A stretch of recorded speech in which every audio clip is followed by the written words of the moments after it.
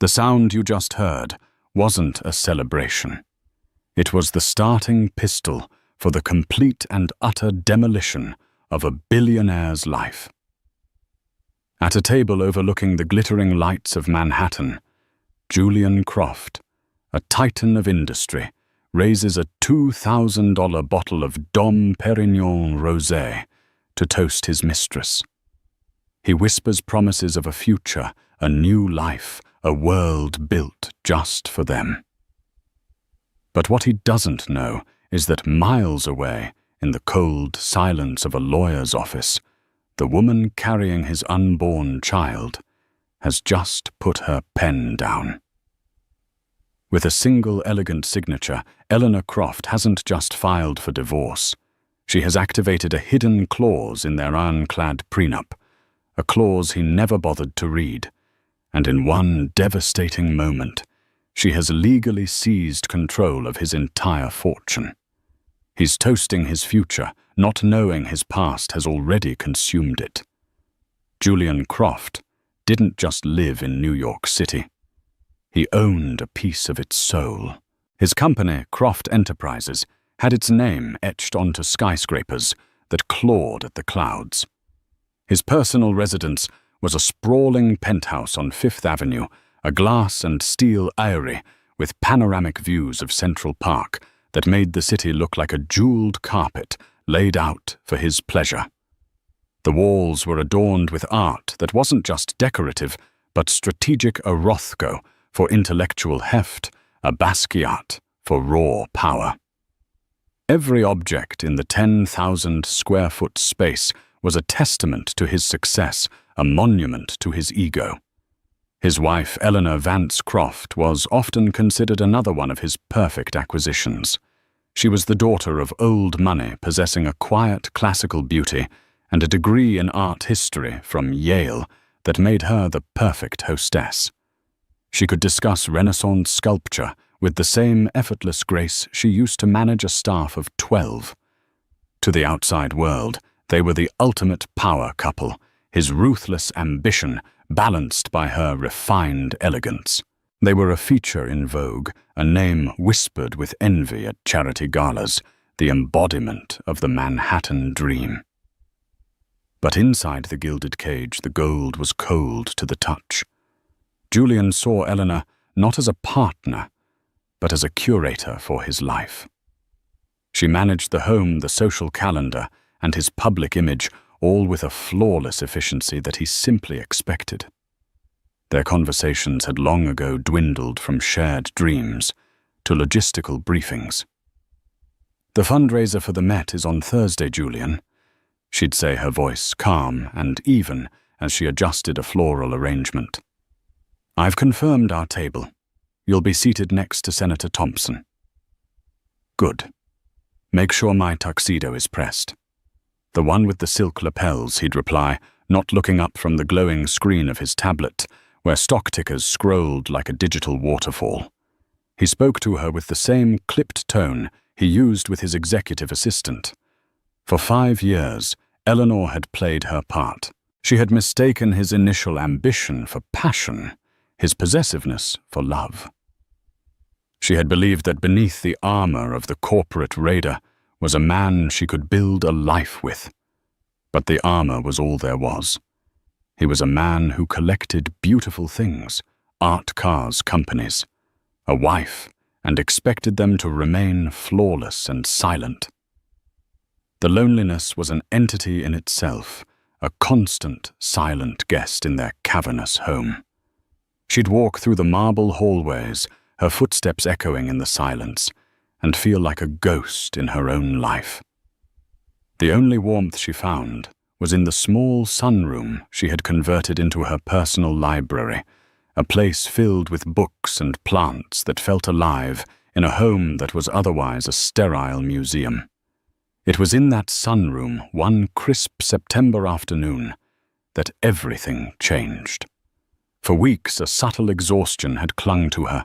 A faint but persistent nausea greeted her each morning. She'd dismissed it as stress, but as she stood watering an orchid, a wave of dizziness so profound washed over her that she had to grip the back of a velvet armchair to steady herself. 2 hours later, she sat on the edge of her cold marble bathtub, staring at a small plastic stick in her trembling hand. A blue cross, unmistakable. Pregnant. A surge of conflicting emotions crashed through her. There was a flicker of joy, primal and fierce, a baby. A life. A piece of her that wasn't owned or curated by Julian. But it was immediately followed by a wave of cold dread. How could she bring a child into this emotional vacuum? What kind of father would Julian be?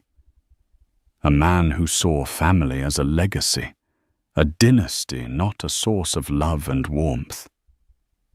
She decided to tell him that evening.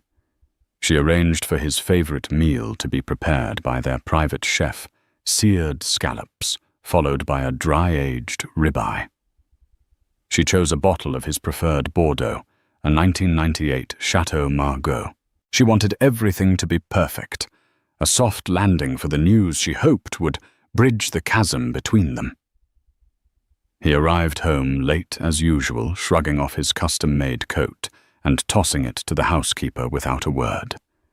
He walked into the dining room, loosening his tie. "Long day," he grunted, sitting at the head of the long, polished table. "I understand," Eleanor said softly. "I was hoping we could talk. Is it about the gala? Because I already told you I can't sit through another one of your cousin's rambling speeches."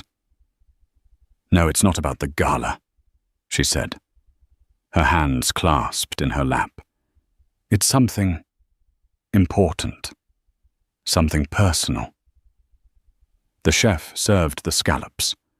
Julian picked at his eyes already drifting back to the phone he had placed on the table beside him. "Just tell me, Eleanor. I have an early call with the Tokyo office." Taking a deep breath, she looked directly at him, her heart pounding. "Julian, I'm pregnant." The silence that followed was heavy and absolute. He stopped chewing. He slowly placed his fork down and truly looked at her for the first time all evening. But the expression in his eyes wasn't joy or shock or even curiosity. It was calculation. He leaned back in his chair, a slow, unreadable smile spreading across his face. "Well," he said, finally, picking up his wine glass. "That's efficient." Eleanor stared at him, bewildered. "Efficient?" "Of course," he continued, swirling the deep red liquid. "The air. It secures the Croft legacy. Good timing, actually. We can announce it in the winter issue of Vanity Fair. It's good for the brand." He took a sip of wine, his gaze distant, already planning the press release. He hadn't asked if she was okay. He hadn't asked if she was happy or scared. He hadn't reached for her hand. He had assessed the news as a business transaction, a strategic move that benefited his empire. In that moment, watching him process the creation of their child as a public relations opportunity, the last fragile thread of hope Eleanor had been clinging to, snapped. The love she thought she had for him, the love she had been trying to revive for years, curdled into something else. It was a cold, hard certainty. She was not his wife. She was his asset. And now she was carrying his most valuable asset yet. The gilded cage had just become a nursery, and she knew with terrifying clarity that she had to find a way out. Not just for herself, but for the tiny, innocent life growing inside her. Julian Croft's affair began, as many do not, with a thunderclap of passion, but with the quiet hum of mutual appreciation for beautiful, expensive things. The object of that appreciation was Serafina Monet. She wasn't a vapid model or a wide-eyed young intern.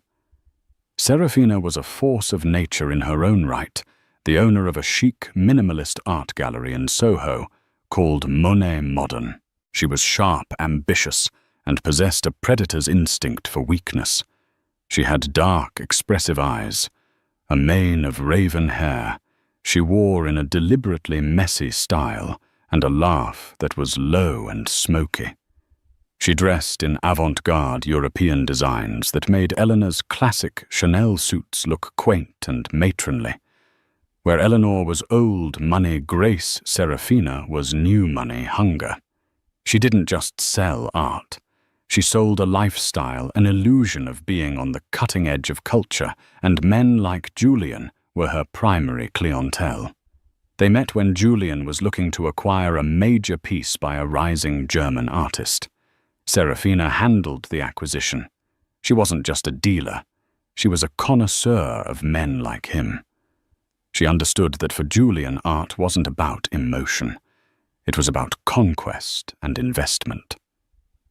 During their initial meetings, she never flirted overtly. Instead, she engaged his intellect, his ego. She praised his discerning eye and his bold acquisition strategy. She spoke his language, the language of value, of scarcity, of owning something no one else could have.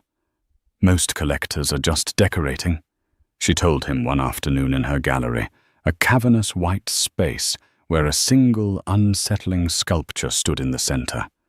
They want something to match their sofa. You, Julian, you're building a collection. You're shaping the market. He was hooked. Here was a woman who didn't just admire his wealth. She admired the mind that had built it. She saw him, he believed, as the visionary he saw himself as. Their professional meetings soon bled into personal ones. A discussion over a painting would turn into a long lunch at Balthazar, where her hand would linger on his arm, a second too long.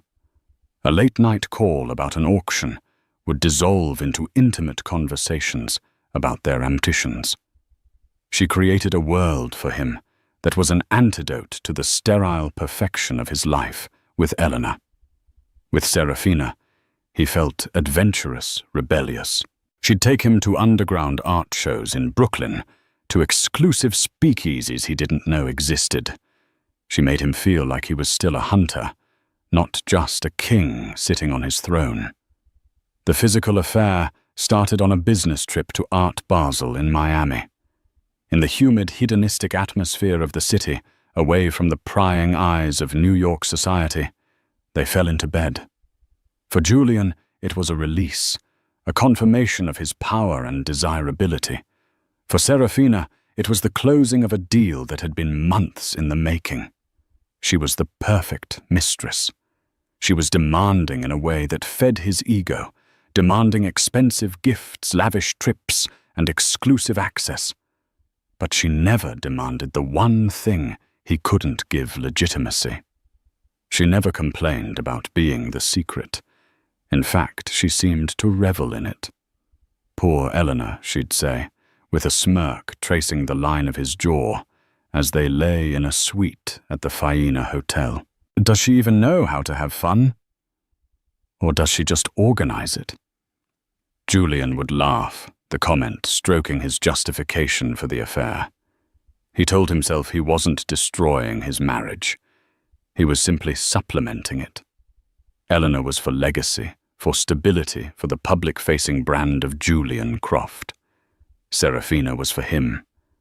She was his reward for the pressures of his life. He showered her with gifts. A rare Patek Philippe watch, a vintage convertible, a black American Express card with no limit linked to a private holding company to keep it off his main accounts. He was meticulous, he thought, in covering his tracks. He used burner phones, booked hotels under pseudonyms, and had his driver take convoluted routes. He was the master of his universe, and he believed he could compartmentalize his life with the same ruthless efficiency he applied to his business portfolio. He never once considered the emotional toll on Eleanor, because he had long since stopped seeing her as a person with a rich inner life. She was a system that worked, One doesn't worry about the feelings of a system, only its function. And as long as his home ran smoothly and his public appearances were flawless, he assumed the system was content. The announcement of Eleanor's pregnancy barely registered as a complication to his affair.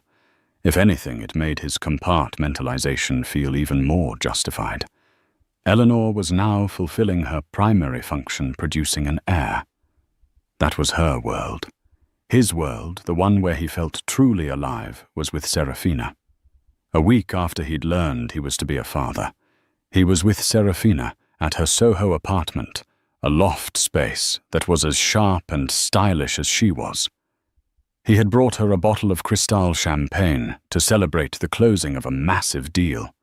To us, Serafina purred, clinking her glass against his, and to all the beautiful things we're going to acquire together. To us, he repeated, his eyes dark with desire. He pulled her close, the city lights twinkling behind them. I have a surprise for you. I'm taking you to Paris next month, a private suite at the Ritz. Her eyes lit up. This was what she wanted. The trips, the jewels, the proximity to power. She kissed him deeply, a calculated performance of passion. And what will you tell the wife? She whispered against his lips. A business trip, a conference in Geneva, he said, dismissively. She doesn't ask questions. She knows her place. He believed it, absolutely. He believed Eleanor was at home, contentedly planning a nursery, blissfully unaware of his other life. He saw himself as a master puppeteer, pulling the strings of his two separate worlds, never imagining that one of his puppets was about to cut her own strings and burn the entire stage to the ground. He was so confident in his deception, so blinded by his own arrogance, that he never saw the first unraveling thread. And it was a thread he had left dangling himself, a small, seemingly insignificant charge on a credit card statement. A charge for a gallery he thought his wife would never, ever have a reason to notice. Eleanor had always been the one to manage their household finances. It was a role Julian had delegated to her early in their marriage, not because he trusted her implicitly, but because he considered it tedious administrative work beneath his station. He gave her access to all their personal accounts, confident that her old money sensibilities would make her a responsible if uninspired steward of their domestic spending. It was a colossal miscalculation. He had mistaken her quiet diligence for a lack of curiosity. The first thread appeared on a Tuesday night. Julian was in Chicago for a merger, and Eleanor was in her study, the pool of light from her desk lamp, the only illumination in the dark penthouse. The baby was making its presence known with a persistent, gentle flutter, a secret conversation between mother and child. She was reviewing the monthly statement for their primary joint Amex account, a task she performed with meticulous care. She scanned the columns of figures Saks Fifth Avenue, the private chef's services, a donation to the Philharmonic, the usual rhythm of their opulent life. And then she saw it. A charge for $75,000. The vendor was listed as Monet Modern. Eleanor paused. She knew every major art dealer in the city and beyond. She had never heard of this one. It was a significant amount too large for a casual purchase. Julian hadn't mentioned acquiring a new piece. In fact, he'd recently complained about the art market being overvalued. Curiosity piqued. She opened her laptop and typed the gallery's name into the search bar. The website was sleek and aggressive, filled with the kind of abrasive conceptual art Julian had always professed to hate. He called it pretentious junk. He favored established masters' blue-chip assets. This was completely out of character. The gallery's owner was listed as Serafina Monet. A photo showed a striking woman with dark, challenging eyes standing beside a sculpture that looked like a tangle of rusted metal. An uneasy feeling, cold and sharp, pricked at Eleanor's heart. It was just a charge. It could be anything. A gift for a business associate. An investment he'd forgotten to mention. She tried to rationalize it, to push the suspicion away. But it was a loose thread on a perfect tapestry, and her fingers couldn't help but pull at it. Over the next few days, she started looking closer. She delved into accounts she hadn't reviewed in years, subsidiary accounts for his private holding companies, ones he used for discrete investments. She had to cross-reference tax IDs and wire transfer codes using the financial acumen her father, a savvy investor himself, had insisted she learn. What she found was a pattern. There wasn't just one charge. There were dozens stretching back over a year. Monthly wire transfers to a private account, all categorized under vague labels like consulting fees or acquisition services. There were charges from high-end jewelers. She'd never shopped at hotel bookings in cities where he had no business meetings, scheduled airline tickets for two that were never for her. And all of it seemed to orbit around one name, Serafina Monet. A charge for a floral arrangement delivered to the gallery's address. A payment to a luxury car service that listed the gallery as a frequent destination. The evidence was piling up each discovery, a small, sharp cut. But it was all circumstantial. Financial data could be explained away. Julian was a master of plausible deniability. She knew she needed something irrefutable. She needed to see it. The decision to hire a private investigator felt like a betrayal of the woman she used to be, the woman who believed in privacy and trust. But that woman was gone, replaced by someone cold and clear-eyed. She found a discreet firm run by a former NYPD detective named Robert Costello, a man with a reputation for being thorough and invisible. She met him in a nondescript coffee shop in the West Village, a world away from her Fifth Avenue life. She was dressed down, wearing sunglasses and a simple trench coat. Mrs. Croft Costello, said his voice a low gravel. He didn't seem impressed by her name. "What can I do for you? I need you to follow my husband," she said, her own voice steady. Surprising herself with its lack of tremor. "I need to know where he goes and who he sees." She handed him a folder containing Julian's schedule for the next 2 weeks.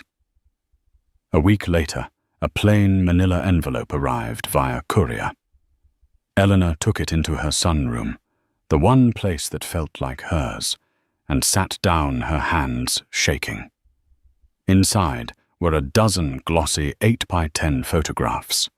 The first few were of Julian entering the Soho gallery, then photos of him and Serafina Monet laughing over lunch at an outdoor cafe, her hand on his, their heads close together in shared intimacy. Another showed them leaving a hotel not in Miami or Chicago, but the Greenwich Hotel, less than 3 miles from their own home. And then the final photograph, the one that shattered everything. It was taken at night through the large window of Serafina's loft apartment. Julian was standing behind her, his arms wrapped around her waist. He was kissing her neck, his eyes closed. Serafina was leaning back against him, a triumphant, possessive smile on her face as she looked at her reflection, and by extension the camera's lens in the glass. It was a portrait of betrayal, stark and undeniable. Eleanor let the photo slip from her fingers and scatter across the floor. She didn't cry. The pain was too deep, too vast for tears. It was a hollow, echoing chasm that opened up inside her. Every shared memory, every anniversary, every hopeful moment of their 5-year marriage was instantly recontextualized as a lie. His impatience, his dismissiveness, his emotional distance. It all made sense now. He hadn't been busy. He had been absent. He was living another life, a life he preferred, a life he had paid for, with their shared money and her stolen trust. She sat there for a long time, the silence of the penthouse pressing in on her. Her hand went instinctively to her stomach, to the gentle flutter that was now a steady, reassuring presence. She had been so naive. She had thought this child might be the glue that could repair the cracks in their marriage. Now she saw the truth. This child was not a bridge to him. This child was her anchor, her reason to escape. The hollow feeling began to recede, and in its place something new began to grow. It was not sorrow. It was not despair. It was a slow-burning, diamond-hard rage. He had called the news of their child efficient. He had reduced the most profound moment of her life to a line item on his legacy's balance sheet. He had stood in this very home, under this roof, and lied to her day after day, while spending their fortune on his secret life. She stood up and walked over to the scattered photographs. She picked up the final one, the image of Julian and Serafina in their embrace. She looked at his face lost in his selfish pleasure, and hers smug with victory. They both thought they had won. They thought she was a fool, a decorative, oblivious wife. They had underestimated her. Everyone had always underestimated her. That was about to become the most expensive mistake Julian Croft had ever made. Eleanor's grief was a crucible.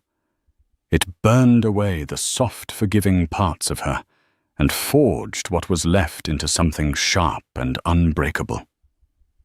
The next morning, she did not confront Julian.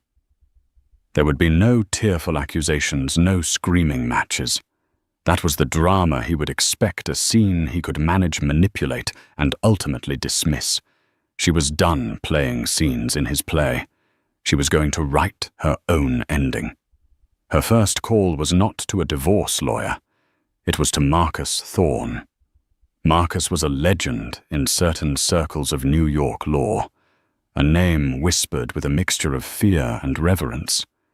He wasn't a family law attorney who specialized in amicable splits. He was a shark, a specialist in forensic financial litigation and the weaponization of complex corporate contracts. He had a particular disdain for the brand of arrogant new money titans like Julian Croft, having once been ruined by one himself early in his career. He had since dedicated his life to dismantling them with surgical precision. They met in his office, a space that was the antithesis of Julian's world. It was old-paneled in dark wood and smelled of leather-bound books and quiet power. Marcus Thorne was a man in his late 50s, with piercing grey eyes and an unnerving stillness. He listened without interruption as Eleanor laid out her story, her voice a low, steady monotone. She concluded by placing the manila envelope of photographs on his polished desk. He glanced at the top photo, the one of the embrace, and pushed the envelope aside. He didn't need to see the rest. "Infidelity is predictable, Mrs. Croft," he said, his voice dry. "In and of itself, it's a weak negotiating position in this state. The emotional damage is immense, but the financial leverage is minimal. What else do you have?" This was the moment. Eleanor reached into her bag and retrieved a thick-bound document. "Our prenuptial agreement," she said, placing it on the desk. Marcus leaned forward, his interest finally piqued. He opened the document, his sharp eyes scanning the dense pages. Julian's lawyers, a team of aggressive corporate attorneys, had drafted it. It was on the surface an ironclad fortress designed to protect Julian's vast fortune, which was estimated at just over $2 billion. It stipulated that in the event of a divorce, Eleanor would receive a one-time payment of $10 million a pittance, designed to buy her silence and a quick exit. Marcus read through it, his expression grim. "This is brutal, Mrs. Croft. It's designed to leave you with next to nothing." "Keep reading," Eleanor said calmly. Page 47. Article 12. Marcus flipped to the page. His eyes narrowed as he read the clause, and then he read it again. A slow, wolfish grin spread across his face. He looked up at Eleanor, seeing her for the first time not as a victim, but as a fellow predator. "My God," he whispered, "the legacy clause." It was a piece of boilerplate language Julian's own lawyers had insisted on a standard edition for dynasty-building patriarchs. Julian, obsessed with his own legacy, had wanted to ensure the moral and financial integrity of the Croft bloodline. Article 12, the Fidelity and Family Progeny Clause, stated that the prenuptial agreement's primary terms would be rendered void under a specific set of circumstances. If the marriage produced a legitimate heir, and if Julian Croft was found to have engaged in marital infidelity that threatened the stability of the family unit during the gestation period of said heir, then an extraordinary measure would be triggered to protect the heir's birthright from the consequences of the father's moral instability, controlling interest in the Croft family trust. The entity that held the majority of his shares in Croft Enterprises, his real estate portfolio and his liquid assets, would be temporarily transferred to the mother to be held in stewardship until the child reached the age of 25. It was designed to protect a dynasty from a philandering father who might squander the family fortune on mistresses or illegitimate children. Julian had signed it with an arrogant flourish, so confident in his own infallibility and his ability to deceive that he'd seen it as a testament to his own patriarchal virtue. He never imagined it could be used against him. He saw it as a shield for his heir. He never saw that Eleanor would be the one to wield it as a sword. He signed it. Eleanor said, her voice like ice. He was so proud of it. He called it ensuring the future. "This isn't just a divorce filing, Mrs. Croft," Marcus said, his mind racing the thrill of the hunt in his eyes. "This is a corporate takeover, a coup d'etat. It's beautiful." For the next 4 weeks, they worked in absolute secrecy. Marcus assembled a ghost team of forensic accountants and banking specialists. They operated out of a secure, unmarked office in a different borough. Their mission was to map out Julian's entire financial empire, every shell corporation, every offshore account, every hidden asset. They found the holding company used to fund his affair, the one linked to the Black Amex. They traced the wire transfers to Serafina Monet.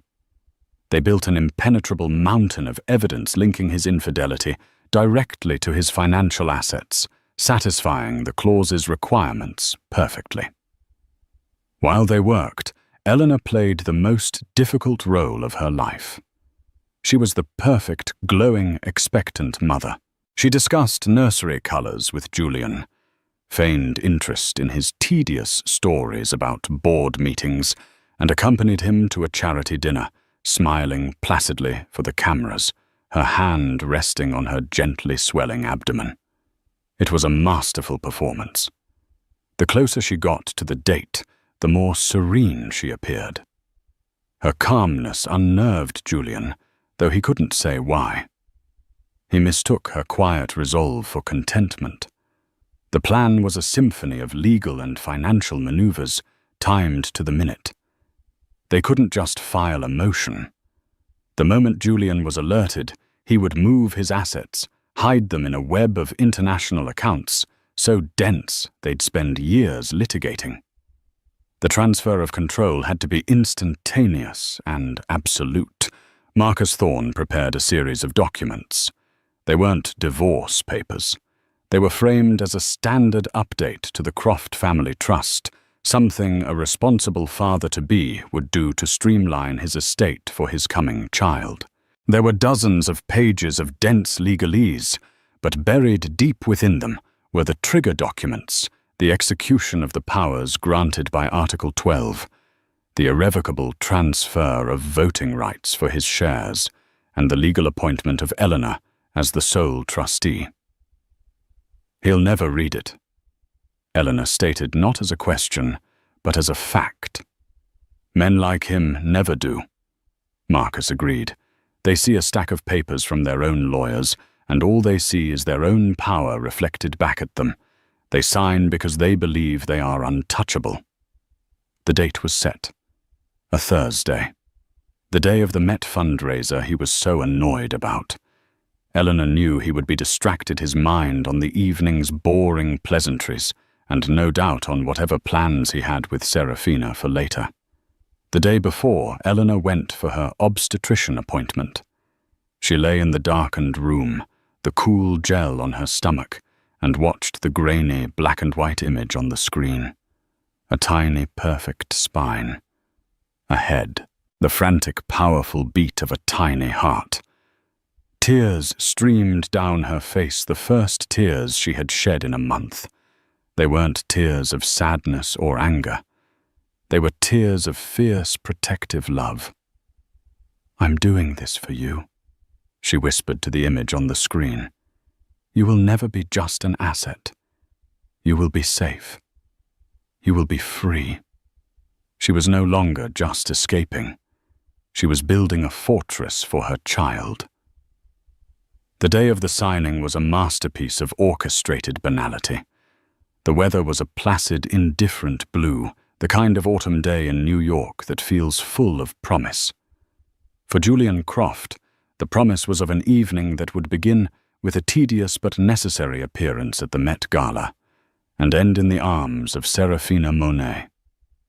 For Eleanor, it was the promise of liberation. She woke early, a quiet hum of energy beneath her calm exterior. She chose her outfit with deliberate care, a simple but elegant cream-colored cashmere dress. It was modest, maternal, and utterly non-threatening. It was the costume for the final act of her performance as the dutiful Mrs. Croft.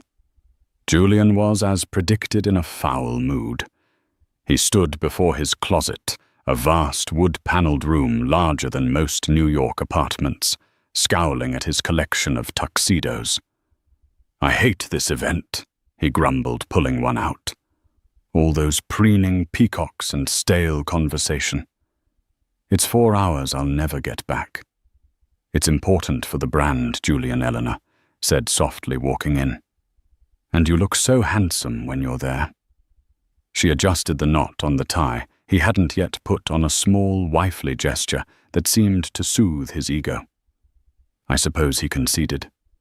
"Just make sure we leave the moment it's acceptable. I have an early morning." It was his standard lie for a night with Serafina. "Of course, dear," she replied, her smile never wavering. Later that afternoon, at precisely 3:00 p.m., Eleanor walked into Julian's home office. It was his sanctuary, a room of dark leather-polished chrome, and a singular, imposing desk that looked like a slab of black marble. He was on a conference call, pacing and barking orders. He gestured for her to wait, holding up one finger, annoyed at the interruption. Eleanor sat in one of the visitors' chairs, her leather portfolio clutched in her lap. She waited patiently for 10 minutes, projecting an aura of someone with nothing more important to do than await her husband's convenience. Inside, her heart hammered against her ribs, a frantic bird beating against the cage of her chest. This was the most critical moment. If he balked, if he decided to read, if even a flicker of suspicion crossed his mind, the entire plan would collapse. Finally, he slammed the phone down. "What is it, Eleanor? I'm swamped." "I'm so sorry to bother you, darling," she began, her voice gentle and apologetic. "It's just, the lawyers sent these over. They said you needed to sign them before the end of the day." She opened her portfolio and laid the thick stack of documents on his desk. On top was a cover letter from the senior partner at his own trusted law firm, a man Julian had on a multi-million-dollar retainer. Marcus Thorne had brilliantly anticipated this, convincing a junior and deeply indebted associate at the firm to generate the letterhead and a boilerplate summary. The summary described the documents as The Croft Heir Provisionary Trust, an update to safeguard assets for your unborn child. Julian glanced at the cover letter, his eyes scanning the familiar logo. He grunted in acknowledgement. Right, the trust update, I'd forgotten. He picked up the stack, weighing it in his hand, his expression one of extreme impatience. He clearly had no intention of reading it. They're just formalities, mostly, Eleanor said, keeping her tone light and casual. Standard procedure for establishing the baby's inheritance, but they marked the pages you need to sign. She had, with Marcus's instruction, placed bright yellow. Sign. Here stickers on the appropriate signature lines, making it as easy and thoughtless as possible. She was treating him like a busy celebrity, signing autographs, not a billionaire signing away his empire. He flipped through the pages, his eyes glazing over at the dense blocks of text. He saw trust legalese asset schedules, appendixes. It looked exactly like every other tedious corporate document he signed a dozen times a week. His mind was already elsewhere on the speech he had to avoid at the gala on the reservation he'd made at a private club for him and Serafina at 11 p.m. He reached for his pen, a heavy custom Mont Blanc. Fine. Where do I sign? Eleanor stood and leaned over the desk, her scent a subtle familiar lavender filling the air. She pointed a perfectly manicured finger at the first yellow tab. Here. And here. He signed the first page, his signature, a sharp, arrogant slash of ink. She turned the page for him. And here. He signed again. With each stroke of the pen, a new wire in his vast financial web was severed from him and reconnected to her. The voting rights to his majority, stake in Croft Enterprises, the deeds to their properties in the Hamptons, Aspen, and St. Bart's, the control codes for his primary investment accounts, ///. As he signed the final page, the one that enacted the power of Article 12 and made all the other transfers legally binding and irrevocable, Eleanor felt a profound, dizzying sense of vertigo. It was done. The trap had been sprung. He was still the king, but he was sitting on a throne that no longer belonged to him. He pushed the stack of papers back across the desk towards her. There, all set. Now, if you'll excuse me, I need to prepare for this dreadful party. He stood up already, dismissing the moment the papers and her from his mind. He was completely unaware that he had just executed his own financial demise. Thank you, Julian. Eleanor said, her voice impossibly serene. She gathered the documents, the ink still wet on his signature, and placed them carefully back into her portfolio. I'll have the courier send these back to the lawyers immediately. You go get ready. I'll see you downstairs in an hour. He nodded and walked out of the room without a backward glance. Eleanor stood alone in his office, the portfolio clutched to her chest. She looked around the room at the symbols of his power, the trophies of his conquests. They were hers now. She walked to the floor-to-ceiling window and looked down at the city sprawling below. It was no longer his kingdom that she was a prisoner in. It was her dominion, won not with brute force, but with the quiet, underestimated intelligence of a woman he had never bothered to truly see. A silent, seismic shift had just occurred, and the only person in the world who knew was the one he had wronged the most. The air in the restaurant was thick with the scent of money and ambition. Julian had chosen Aureole, a temple of modern American cuisine in the theater district, for his rendezvous with Serafina.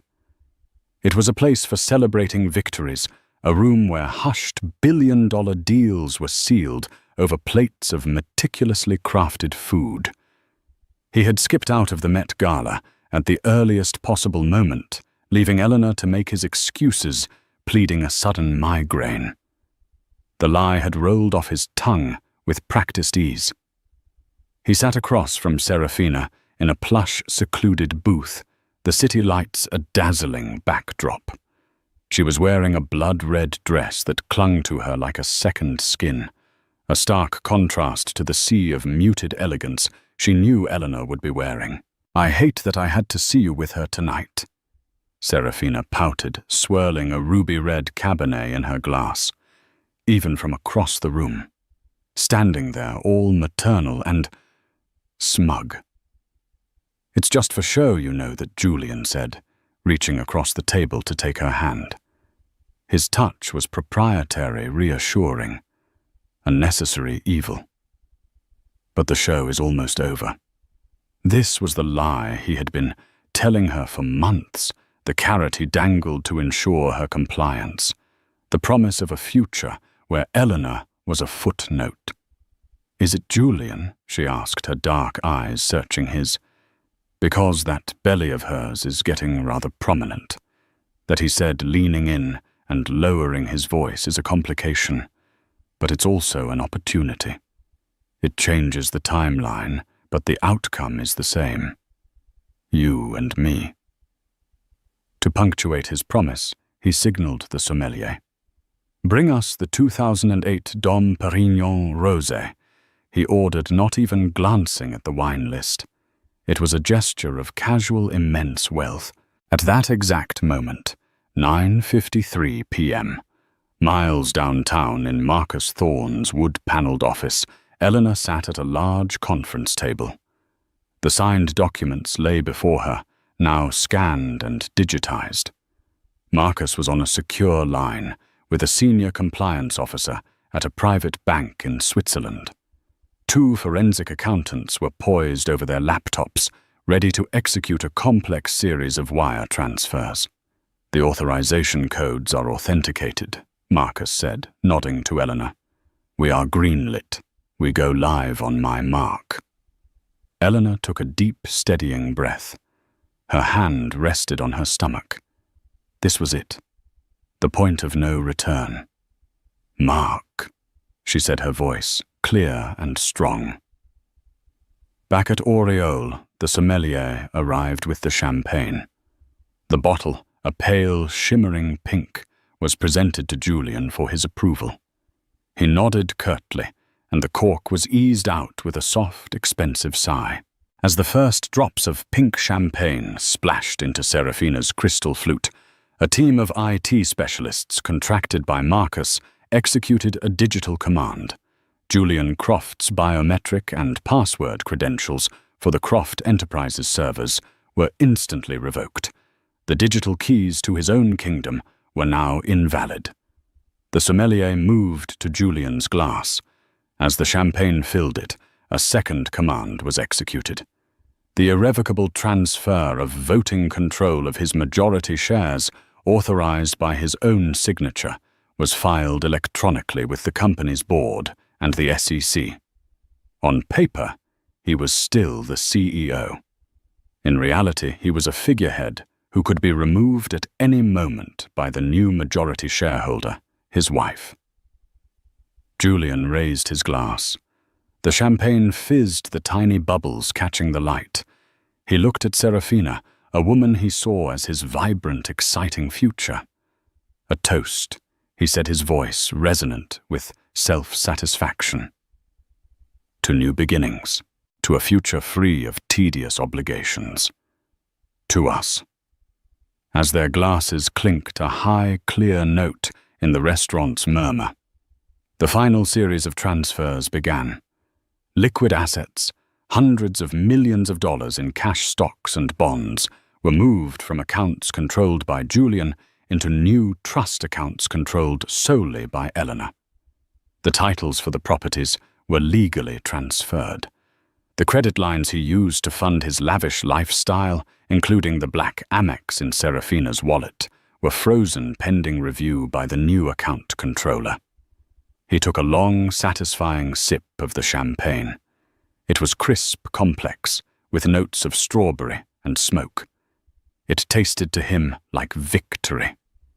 He was a master of the universe, celebrating another successful manipulation, another perfectly managed duality. He was toasting his own brilliance, his power, his ability to have everything he wanted. He had no idea he was drinking to his own ruin. He was celebrating at his own wake and didn't even know he was the corpse, while he savored the taste of expensive wine and the company of his mistress. The empire he had built.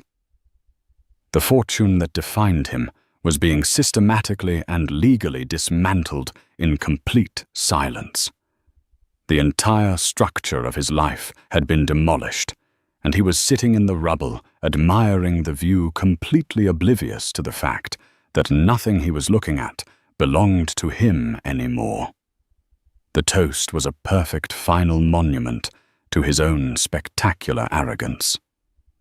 The first tremor of Julian's collapsed world came not as a roar, but as a whisper of digital embarrassment. After the lavish dinner, after more champagne and whispered promises, he reached for his wallet to pay the bill. He handed the waiter his personal Centurion card, the legendary black card that was his ultimate symbol of unlimited power. A few moments later, the waiter returned his expression, a careful mask of professional apology. "I'm very sorry, Mr. Croft. The card has been declined." Julian stared at him. "That's impossible." "Run it again." "We have, sir, 3 times. Perhaps there is another card you'd like to use."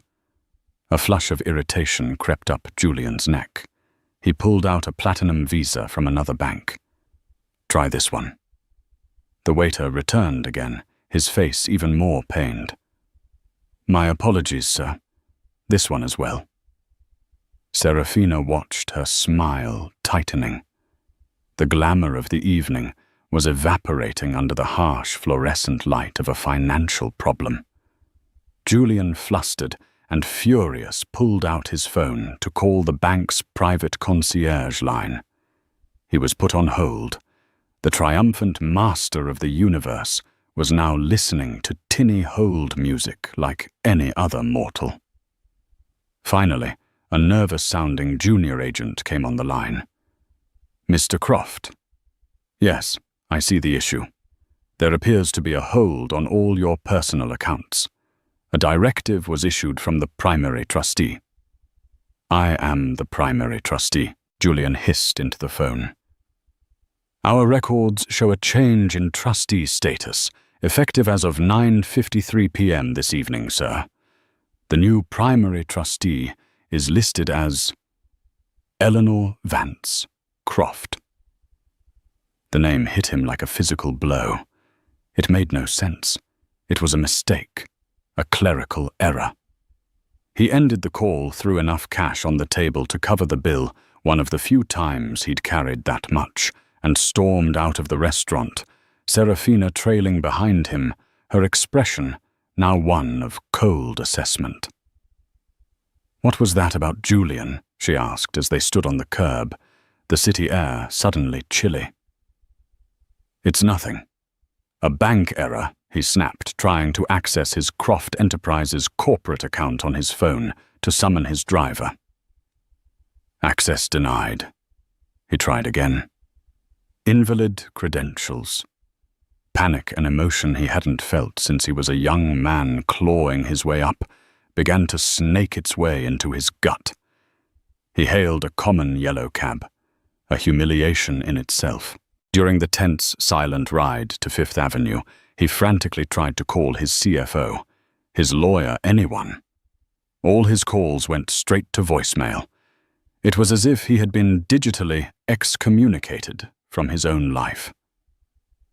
When the cab pulled up to his building, the final devastating blow landed. He strode towards the grand entrance, but the doorman, a man who had greeted him by name for years, stepped forward to block his path, his face a picture of misery. "I'm sorry, Mr. Croft. I can't let you up." "What the hell are you talking about, Michael? I live here. My instructions are clear, sir. From the new primary leaseholder. Mrs. Croft, you're no longer listed as a resident." This was it. The moment the fog of denial was blasted away by the brutal light of reality. This wasn't an error. This was an attack.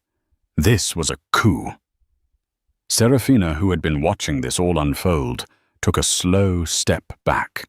The man she had attached herself to, the titan of industry, the font of unlimited resources, was being locked out of his own home.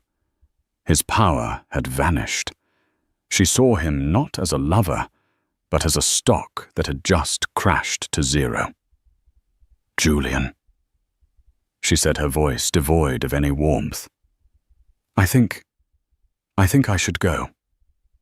She didn't wait for a reply. She turned, hailed another cab, and disappeared into the New York night, taking his illusions of a shared future with her. Julian was left alone on the sidewalk, the city lights that once seemed to celebrate him, now mocking his powerlessness. Humiliated and enraged, he finally got a text message. It was from a number he didn't recognize. "Your belongings have been packed and sent to a storage unit in Queens. The address will be forwarded to you.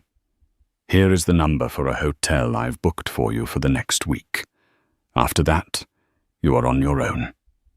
A letter is waiting for you with the concierge. E."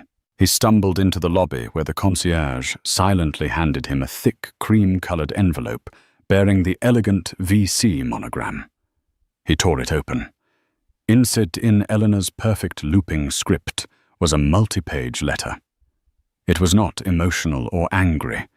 It was a calm, detailed, and devastating summary of his ruin. It outlined his infidelity, referencing dates and locations from the private investigator's report.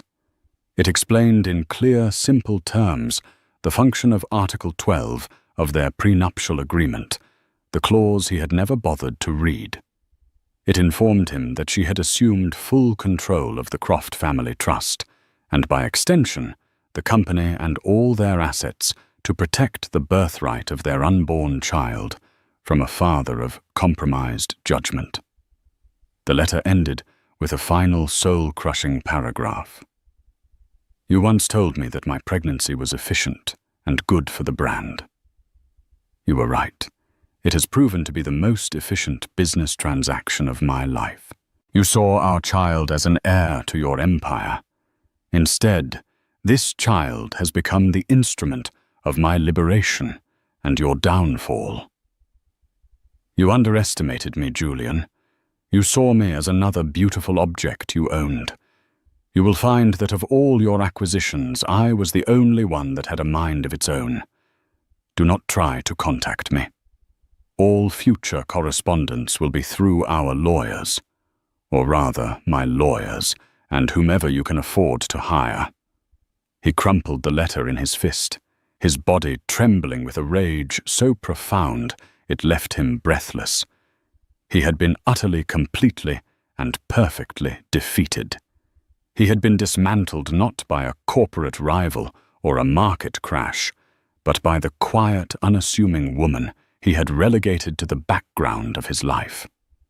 She had used his own arrogance, his own legal documents, and his own child against him in a maneuver so brilliant and ruthless it was something he would have admired in an enemy. He looked up through the glass doors of the lobby up at the penthouse where the lights were on. He could almost imagine her standing there, a hand on her stomach, looking down at him. Eleanor Vance Croft, the curator of his life, had just curated his spectacular destruction. He had nothing left but the expensive clothes on his back and the bitter taste of champagne in his mouth. He had toasted his future, never realizing he was already a ghost of the past. And so Julian Croft's world ended, not with a bang, but with a quiet signature and the pop of a champagne cork. It's a chilling reminder that the greatest threats often come not from our declared enemies, but from the people we underestimate the most. Eleanor's story is one of incredible strength, a transformation from a silent partner into the architect of her own justice. It leaves us with a powerful question. Is this a story of cold-hearted revenge, Or is it a story of radical self-preservation? Was Eleanor's coup a masterclass in karma, or a cautionary tale about the devastating power of secrets? Julian lost a fortune, but in the end what he truly lost was the respect and love of a woman who was worth more than his entire empire. What do you think? Let us know in the comments below. If you found this story of betrayal and brilliant revenge as captivating as we did, please give this video a thumbs up. Share it with someone who loves a story of epic karma, and make sure you subscribe to our channel and hit that notification bell. You won't want to miss the next real-life drama we uncover.